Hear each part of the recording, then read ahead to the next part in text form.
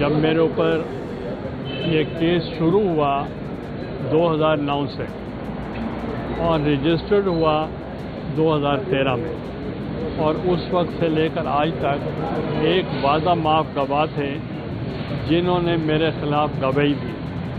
آج وہ وعدہ معاف گواہ ملزم بن گئے اور وہ ملک سے فرار ہیں.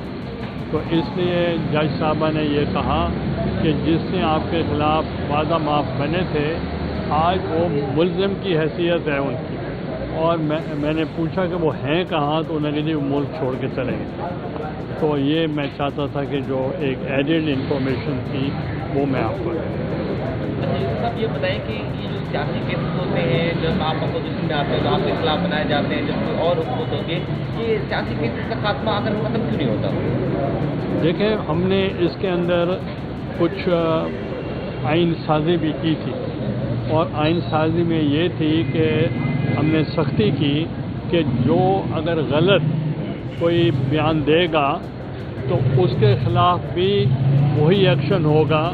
اگر میں کسی کے خلاف غلط جا کر جھوٹ بولتا ہوں یا گواہی دیتا ہوں تو اگر وہ پروو نہیں ہوتا تو اس کی سزا بھی وہی ہوگی جو وہ ایک ایکیوز کو دینا چاہ رہے ہیں. اس لیے میں نے آپ کو کہا کہ جو وعدہ معاف گواہ بنے تھے وہ آج وعدہ معاف نہیں ہے، ملزم ہے. اچھا گیلانی صاحب، یہ فرمائیے کہ آپ سینٹ سے ناراض ہیں، حکومت سے ناراض ہیں، یا پنجاب گورنمنٹ سے جو کہ آپ کے آرڈر پر عمل درآمد نہیں کیا، ابھی تک آپ کی ناراضگی ختم نہیں ہوئی؟ دیکھیں، میں کوئی پہلی دفعہ ممبر نہیں بنا. میں کئی سالوں سے میں قومی اسمبلی میں بھی ہوں، اس کا بھی کسٹوڈین رہا ہوں، سینٹ کا بھی کسٹوڈین رہا ہوں، پرائم منسٹر بھی میں بنا ہوں، اور پریزیڈنٹ ایکٹ بھی کرتا رہا ہوں. تو میں نے بائی دا بک چلا ہوں. جب میں جیل سے واپس آیا تو جنرل مشرف صاحب نے میرا اوتھ لیا as the prime minister of Pakistan. جب وہ میرے ساتھ بیٹھے تو مجھے کہنے لگے کہ گیلانی صاحب، I am very comfortable with you. میں نے کہا you will always be comfortable with me since I will follow the book. تو میں جو بھی کام کرتا ہوں بک کے مطابق کرتا ہوں. اگر ایک آنریبل ممبر اگر اس کو جیل میں ہے تو according to law, according to the rules, تو وہ ہے کہ میں پروڈکشن آرڈر جاری کر سکتا ہوں. ایسا ہی نیشنل اسمبلی میں بھی ہو رہا ہے اور میں نے بھی کیا ہے. اور اس کے پروڈکشن آرڈر پہ جو عمل نہیں ہوا تو وہ جو اس کا ماحول ہے پارلیمنٹ کا وہ خراب ہوا ہے. اور میں نے صرف سیشن میں یہ کہا ہے ان کو پروڈیوس کریں تاکہ میں وہاں آؤں. مگر کل میں نے دیکھا کہ بہت سارے ٹاک شوز ہو رہے تھے، پلانٹڈ لوگ بیٹھے تھے، وہ کہہ رہے تھے کہ سیر سپاٹا تو یہ کرتے ہیں مگر اسمبلی میں نہیں آتے. ان کو میں بتانا چاہتا ہوں کہ جو آپ کے بائیلیٹرل جو آپ کے وزٹس ہوتے ہیں وہ ہم اپنے ملک کی بدنامی نہیں کر سکتے، اور ان میں جانا ضروری ہے.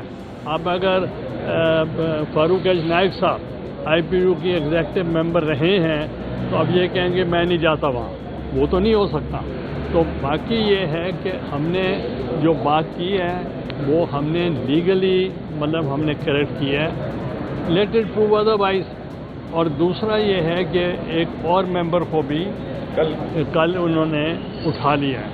تو میں یہی کہوں گا گورنمنٹ سے، پنجاب گورنمنٹ سے بھی، فیڈرل گورنمنٹ سے بھی، آج تک اس کو جو ہے اس کو پروڈیوس کریں.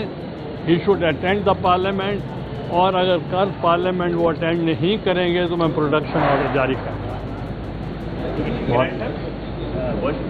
ایک چیز جو بڑی کنفیوژن پیدا کر رہی ہے دل کے اندر وہ ہے 6 کینال جو نکالے جا رہے ہیں جس میں دریائے سندھ کا پانی استعمال ہوتا ہے. پیپلز پارٹی کی بڑی جو ہے نا کنفیوز ایک پالیسی ہے، تو واضح طور پر نہیں کہہ رہے. لیکن مجھے بتائیں کہ یہ جو کینال نکلتے ہیں پھر اس میں ملکی اطاعت منسوخ ہوتا ہے، پلاسٹک منسوخ ہوتی ہے. دیکھیں ہمارا اس وقت کولیشن گورنمنٹ ہے، اور جو میرے اوپر کیس بنایا گیا تھا وہ بھی جو ہماری موجودہ کولیشن گورنمنٹ انہوں نے بنایا تھا، تو ہمیں ان پہ کوئی گلہ نہیں ہے.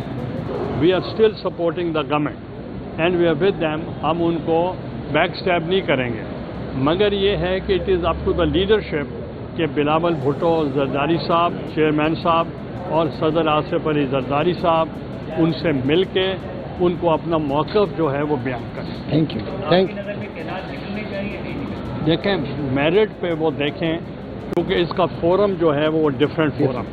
اللہ کا شکر ہے کہ سید یوسف رضا گیلانی صاحب کو آج کلین ایکویٹل ملی ہے, آنریبل ایکویٹل ملی ہے.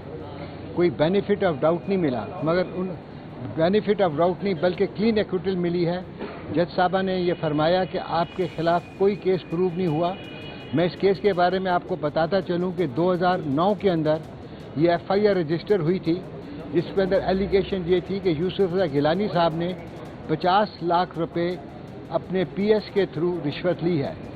اور اسی بیسس پر حکومت وقت اس وقت حکومت تھی, انہوں نے 26 کیسز ایک ہی ایلیگیشن پر بنائے تھے. 2009 میں جب یہ ایلیگیشن تھی, 2013 کے اندر ایف آئی آر رجسٹر ہوئی.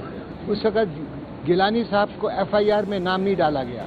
اس کے بعد انٹرم چلان آیا, اس میں بھی گیلانی صاحب کا نام نہیں تھا. مگر 2015 کے اندر جب فائنل چلان پیش کیا گیا, اس کے اندر انہوں نے گیلانی صاحب کا نام شامل کیا. یہ 2013 سے کیس چل رہا ہے, آج 12 سال ہو گئے ہیں. اس کے بعد آج فیصلہ آیا ہے. تمام جتنے بھی گواہان تھے, کوئی کسی نے بھی گیلانی صاحب کے خلاف کوئی بھی بیان نہیں دیا, کوئی بات نہیں کی. 26 کیسز رجسٹر کیے گئے تھے, جس میں آج 3 کا فیصلہ ہوا ہے. 23 کیس ابھی بھی باقی ہیں جو کہ ہائی کورٹ کے اندر کوئی کسی نے ریویژن فائل کی ہوئی ہے, کسی ملزم نے, اس کی وجہ سے پینڈنگ ہے. مگر ایلیگیشن ایک ہی ہے. اللہ تعالیٰ کا شکر ہے کہ گیلانی صاحب آج سرخ رو ہیں. اور ایک جھوٹا کیس جو حکومت اس وقت کی حکومت نے بنایا تھا, میں ان کا نام نہیں لینا چاہتا, آج ان کو پتہ چلنا چاہیے اس طرح کے جھوٹے کیسز کرنے سے کوئی فائدہ نہیں. اللہ کا شکر ہے کہ سید یوسف رضا گیلانی صاحب کو آج کلین ایکویٹل ملی ہے, آنریبل ایکویٹل ملی ہے. کوئی بینیفٹ آف ڈاؤٹ نہیں ملا, مگر ان بینیفٹ آف ڈاؤٹ نہیں بلکہ کلین ایکویٹل ملی ہے. جج صاحبہ نے یہ فرمایا کہ آپ کے خلاف کوئی کیس پروو نہیں ہوا. میں اس کیس کے بارے میں آپ کو بتاتا چلوں کہ 2009 کے اندر یہ ایف آئی آر رجسٹر ہوئی تھی, جس کے اندر ایلیگیشن یہ تھی کہ یوسف رضا گیلانی صاحب نے 50 لاکھ روپے اپنے پی ایس کے تھرو رشوت لی ہے. اور اسی بیسس پر حکومت وقت اس وقت حکومت تھی, انہوں نے 26 کیسز ایک ہی ایلیگیشن پر بنائے تھے. 2009 میں جب یہ ایلیگیشن تھی, 2013 کے اندر ایف آئی آر رجسٹر ہوئی. اس وقت گیلانی صاحب کو ایف آئی آر میں نام نہیں ڈالا گیا. اس کے بعد انٹرم چلان آیا, اس میں بھی گیلانی صاحب کا نام نہیں تھا. مگر 2015 کے اندر جب فائنل چلان پیش کیا گیا, اس کے اندر انہوں نے گیلانی صاحب کا نام شامل کیا. یہ 2013 سے کیس چل رہا ہے, آج 12 سال ہو گئے ہیں. اس کے بعد آج فیصلہ آیا ہے. تمام جتنے بھی گواہان تھے, کوئی کسی نے بھی گیلانی صاحب کے خلاف کوئی بھی بیان نہیں دیا, کوئی بات نہیں کی. 26 کیسز رجسٹر کیے گئے تھے, جس میں آج 3 کا فیصلہ ہوا ہے. 23 کیس ابھی بھی باقی ہیں جو کہ ہائی کورٹ کے اندر کوئی کسی نے ریویژن فائل کی ہوئی ہے, کسی ملزم نے, اس کی وجہ سے پینڈنگ ہے. آتش نیوز پاکستان کے سب سے بڑے نیوز نیٹ ورک کا حصہ بننے کا سنہری موقع. ملک بھر سے درج ذیل آسامیوں کی ضرورت ہے.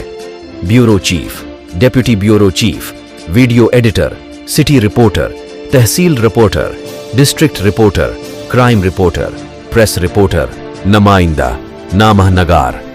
Chief executive Syed Jamshed Bukhari. مزید معلومات کے لیے ان نمبرز پر رابطہ کریں.